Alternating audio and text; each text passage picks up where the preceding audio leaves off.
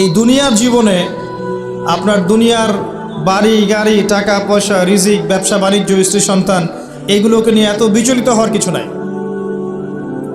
আপনার আমার তাকদিরে যা লেখা হয়েছে এর একটা দানা আপনি বেশি খেয়ে পৃথিবী থেকে যাবেন না। আর আপনার আমার রিজিকে যা আছে তার এক চুল রেখে আপনি দুনিয়া থেকে যাবেন না। এটাই চূড়ান্ত সত্য কথা। আপনি ঘুষ খান আর সুদ খান আর দুর্নীতি করেন আর মানুষের সম্পদ আত্মসাৎই করেন না কেন, যতটুকু লেখা আছে আপনার তাকদিরে এর বেশি আপনি কিচ্ছু পাবেন না। আর আপনি হালালে থাকার জন্য যতই কষ্ট করেন, হালালে আছেন, সবজি বিক্রি করে খাচ্ছেন, আপনি ছোটোখাটো ব্যবসা করছেন, মানুষ আপনাকে দাম দেয় না, আন্ডারএস্টিমেট করে, গরিব বলে, ফকির মিসকিন বলে, কিন্তু আপনার তাকদিরে যা আছে আপনি সেটাই পাবেন, এর বেশি আপনি কিচ্ছু পাবেন। হুয়াল আউয়ালু ওয়াল আখির, আল্লাহ পাক প্রথম এবং আল্লাহই শেষ। কুল্লু মান আলাইহা ফান ওয়া ইয়াবকা ওয়াজহু রাব্বিকা যুল জালালি ওয়াল ইকরাম, প্রত্যেকটা বিষয় ফানা হয়ে যাবে, কিচ্ছু থাকবে না। এখন আপনি পৃথিবীতে যা দেখছেন এগুলোর কিছুই থাকবে না। প্রত্যেক মানুষ, প্রত্যেকটা জিন, প্রত্যেক উদ্ভিদ, প্রত্যেক এই প্রাণী, আকাশ, মহাবিশ্ব, গ্রহ নক্ষত্র, চন্দ্র সূর্য, সমুদ্র, পাহাড় পর্বত, বিশ্বনেতা, রাষ্ট্রনেতা, সমাজ নেতা, পরিবারের কর্তা, অর্থনৈতিক নেতা, সবাই মারা যাবে, সবাই শেষ হয়ে যাবে, কিচ্ছু থাকবে না। এই বিষয়টা আগে ভালো করে হজম করতে হবে যে আমরা এখানে থাকতে আসিনি, আমরা এই দুনিয়ায় থাকতে আসিনি, আমরা এখানে এসেছি চলে যেতে। যার মনের মধ্যে এই কনসেপ্ট থাকে সে কখনো আল্লাহ পাকের বিদ্রোহী হতে পারে না, সে কখনো আল্লাহ দ্রোহিতা করতে পারে না, কুফরি করতে পারে না, শিরক করতে পারে না, আল্লাহর অবাধ্য হতে পারে না। যার মনের মধ্যে এই চিন্তা বদ্ধমূল যে আমি এখানে থাকতে আসিনি, আমি এখানে মুসাফিরের মতো এসেছি, গাছের ছায়ায় বিশ্রাম নিচ্ছি, বিশ্রাম নিয়ে শেষ হবে চলে যাব। যারাই আল্লাহ দ্রোহিতায় লিপ্ত হচ্ছে, শিরিক করছে, বেদাত করছে, হারাম খাচ্ছে, ঘুষ খাচ্ছে, সুদ খাচ্ছে, জেনা করছে, আল্লাহ দ্রোহিতা করছে, আল্লাহর বিধানকে অস্বীকার করছে, তারা ইনডাইরেক্টলি ধরে নিয়েছে যে তারা মনে হয় পৃথিবীতে চিরকাল থাকবে। কারণ যদি কিয়ামতের মাঠের কথা তাদের স্মরণ থাকতো তারা কখনোই কাজগুলো করতে পারতো না, পারতো? এবার আসেন, আল্লাহ পাক কলম সৃষ্টি করে তাকদীর লিখেছেন, অতএব তাকদীর নিয়ে প্রিয় ভাইয়েরা বিচলিত হবেন না। আপনার তাকদীরে যা আছে আপনি পাবেন, যা নাই কোশ্চিনকালেও পাবেন না, ফুল স্টপ। আপনার তাকদীরে যা আছে আপনি পাবেন, না পেয়ে আপনি দুনিয়া থেকে যাবেন না, ফুল স্টপ। আর আপনার তাকদীরে যা নাই সারা দুনিয়ার মানুষ মিলে আপনাকে দিতে পারবে না, এই চিন্তাটা আগে মাথার মধ্যে সেট করেন। এই চিন্তা যার মধ্যে ইনস্টল করা আছে সে আত্মহত্যা করে না কখনো, সে হতাশ হয় না কখনো, সে ভয় পায় না, আল্লাহর পথে চলতে গিয়ে পিছু পা হয় না, সে জালেমের সামনে মাথা নত করে না। যার মাথায় এই চিন্তা আছে যে আল্লাহ যা লিখেছেন এটা হবে, যা লিখেন নাই সারা দুনিয়ার মানুষ মিলে সেটা হবে না, সিম্পল। এর মধ্যে আল্লাহ পাক পরীক্ষায় ফেলবেন, ওই বিষয়টা ডিফারেন্ট। আমি অবশ্যই তোমাদেরকে পরীক্ষা করব ভয় দিয়ে, ক্ষুধা দিয়ে, সন্তানের ইন্তেকাল দিয়ে, ফসলের ক্ষতি দিয়ে, সম্পদের ক্ষতি দিয়ে আমি পরীক্ষা করব।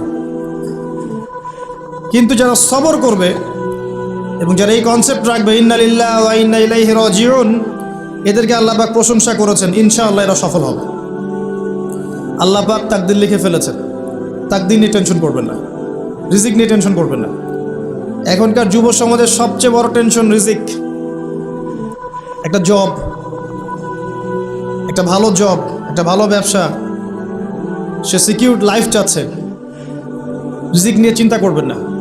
আপনার কাছে যে রিজিক আছে এটা আপনার কাছে আসবেই ইনশাআল্লাহ। হয়তো সময় লাগছে, কিন্তু আপনার কাছে আসবে ইনশাআল্লাহ তাআলা।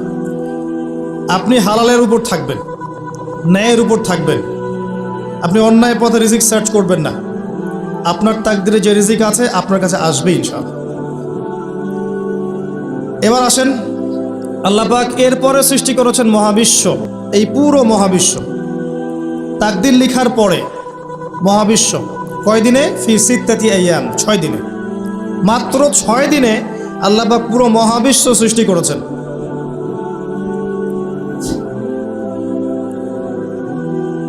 হুয়াল্লাযী খালাকাস সামাওয়াতি ওয়াল আরদা ফি সিত্তাতি আইয়াম সুম্মা ইস্তাওয়া আলাল আরশ। সূরা হাদীদের মধ্যে একটা আছে, তিনি সেই আল্লাহ যিনি এই মহাবিশ্ব সৃষ্টি করেছেন 6 দিনে, এরপরে আরশের উপর সমাসীন হয়েছেন। আল্লাহ পাক এর একদিন আমাদের একদিনের মতো নয়, বরং কিয়ামতের মাঠে যেদিন আমরা দাঁড়িয়ে থাকব, এই দিনটা হবে আল্লাহর হিসেবে 50,000 বছরের সমান। মানুষ অস্থির হয়ে থাকবে, বিচার শুরু হচ্ছে না কেন। অপেক্ষা করা কাজটা খুব যন্ত্রণাদায়ক, তাই না? কারো জন্য অপেক্ষা করে আছেন, 1 ঘন্টা পর আসবে, এলো না, আপনি অস্থির হবেন। 2 ঘন্টা পর এলো না, 10 ঘন্টা পর এলো না, আপনি অস্থির হবেন, পায়চারি করবেন, বই পড়বেন, নাস্তা খাবেন, হাঁটাহাঁটি করবেন, আপনি ব্যাকুল হয়ে যাবেন। অপেক্ষা করা একটা ডিফিকাল্ট কাজ। কিয়ামতের মাঠে মানুষ 50,000 বছর অপেক্ষা করবে, বিচার শুরু হচ্ছে না কি জন্যে। সবাই গিয়ে ধন্না দিবে, প্রথমে আদম আলাইহিস সালাম, তারপরে নূহ আলাইহিস সালাম, ইব্রাহিম, মূসা, ঈসা আলাইহিমুস সালাম। আল্লাহর কাছে একটু সুপারিশ করেন, বিচার যেন শুরু হয় অ্যাটলিস্ট। কেউ কিচ্ছু করতে পারবে না, কারণ সবাই বলবে ইয়া নাফসি ইয়া নাফসি। দূর থেকে একজনের আওয়াজ আসবে, যিনি ইয়া নাফসি বলছেন না, যিনি বলছেন ইয়া উম্মতি ইয়া উম্মতি।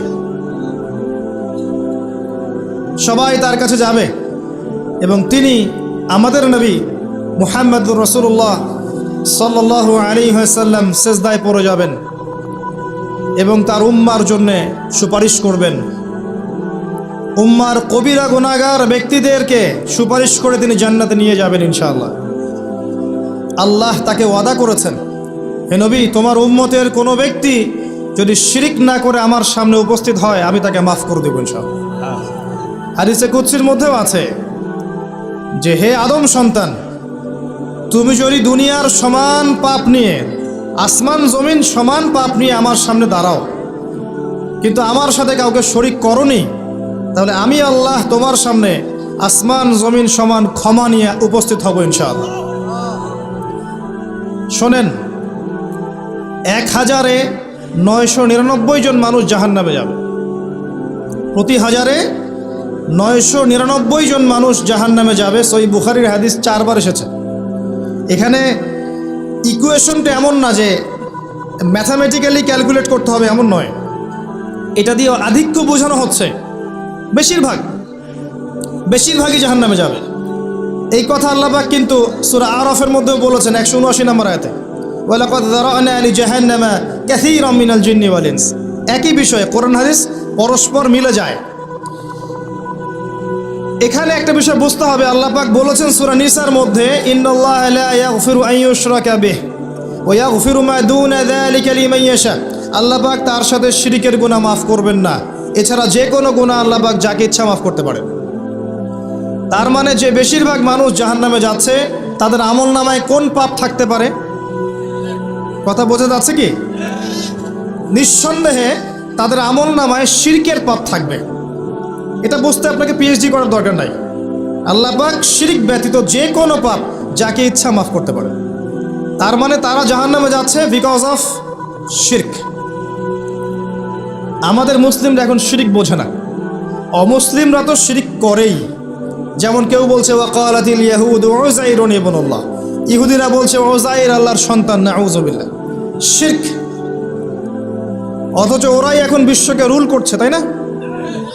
ওয়াকালাতিন নাসারা আল মাসীহ ইবনুল্লাহ, নাসারা বলছে যে ঈসা ইবনে মারইয়াম আল্লাহর সন্তান, তাই না? অথচ ওই সভ্যতাই এখন বিশ্বকে রুল করছে। যালিকা কাউলুহুম বিআফওয়াহিহিম, এটা ওদের মুখের কথা, এটা জাস্ট মুখের কথা। আবার অনেক সময় দেখা যায় যে আল্লাহকে বাদ দিয়ে আমরা মাধ্যম পূজাও করছি। অমুসলিমরা তো শিরিক করছেই, যারা মুসলিম তারা দেখবেন আল্লাহকে বাদ দিয়ে মাধ্যম পূজা শুরু করেছে। মাজারের পূজা করছে, কবরের পূজা করছে, মৃত ব্যক্তির ওসিলায় পার পাওয়ার চেষ্টা করছে। মুসলিম থেকে দেখবেন তাকদীরকে অস্বীকার করছে, আল্লাহর হালালকে হারাম করছে, আল্লাহর হারামকে হালাল করছে। মুসলিম থেকে দেখবেন যে হাতে একটা আংটি পড়েছে, ভাই কী জন্য পড়েছেন? এই রোগ ভালো হবে আমার। গলায় একটা বালা ঝুলিয়েছে, কোমরে একটা মাদুলি, ভাই এগুলো কেন? এগুলো দিয়ে রোগ ভালো হবে। মুসলিমদের কথা বলছি, অমুসলিমদের কথা বাদ দেন। যারা বলছে আল্লাহর সন্তান আছে, ওদের কথা তো বলার দরকার নেই আমাদের, কারণ এগুলো স্পষ্ট শিরক। তবে এতটুকু বলি যে 25শে ডিসেম্বরে যারা বলেছে মেরি ক্রিসমাস, বলেছে না? 25শে ডিসেম্বর যারা বলেছে মেরি ক্রিসমাস, মুসলিমদের মধ্যে এরা স্বীকার করে নিয়েছে যে ওই দিন আল্লাহ রাব্বুল আলামিন ঈসা আলাইহিস সালামকে জন্ম দিয়েছেন। নাউযুবিল্লাহ, নাউযুবিল্লাহি মিন যালিক। আর এটা এত বড় একটা কথা, এই কথা যদি আসমান জমিন আর পাহাড় শুনে রিয়্যাক্ট করতে পারতো, থরথর করে কেঁপে ভেঙে যেত এরা। সূরা মারিয়ামের শেষের দিকে পড়ে দেখেন,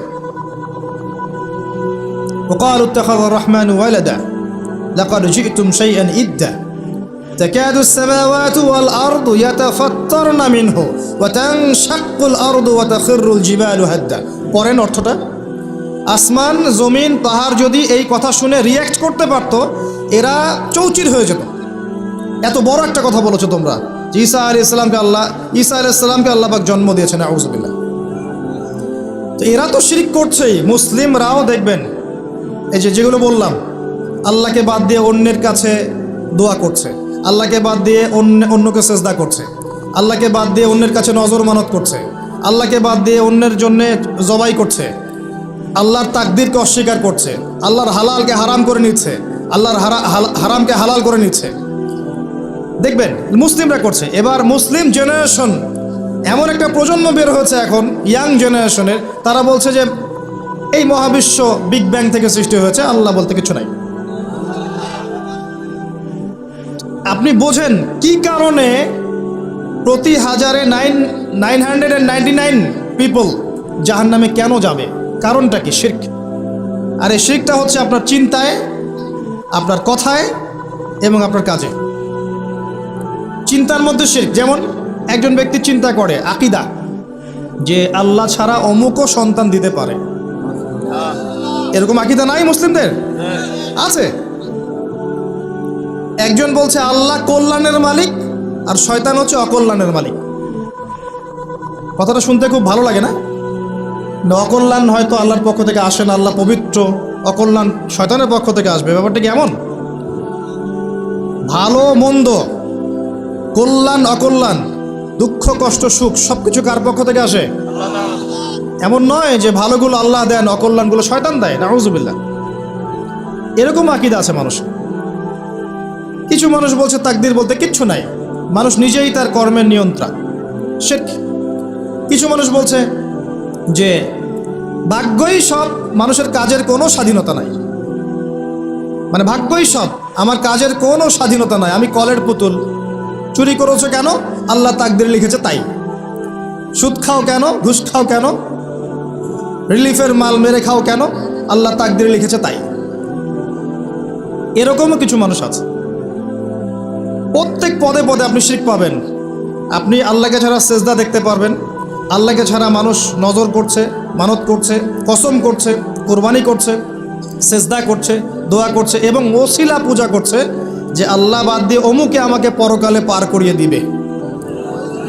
নাউযুবিল্লাহ বলছেন ঠিকই, কিন্তু আমাদের দেশের বহু মানুষের আকীদা এমন যে আমাকে পরকালে পার করায় দেওয়ার লোক আছে, সমস্যা নাই। শোনেন, পরকালের প্রতিটা সুপারিশ আল্লাহর ইখতিয়ারে। একজন শহীদ, আল্লাহর পথের শহীদ, তিনি কিন্তু সুপারিশ করবেন, কিন্তু তিনি নিজের ক্ষমতায় করবেন না আল্লাহর ক্ষমতায় করবেন? আলেম, হাফেজ, আল্লাহর পথের যারা মুজাদ্দিদ ছিলেন, আল্লাহওয়ালা আউলিয়া মানুষ, নবীগণ, সিদ্দিকগণ, সুহাদা সুপারিশ করবেন নিজেদের ক্ষমতায় না আল্লাহর ক্ষমতায়? আকীদা স্পষ্ট না থাকলে তখন আমল করতে গিয়ে শিরক হয়ে যাবে। আর শিরক হলেই কি হবে? ওই যে বললাম, প্রতি হাজারে 999 জন মানুষ জাহান্নামে যাবে।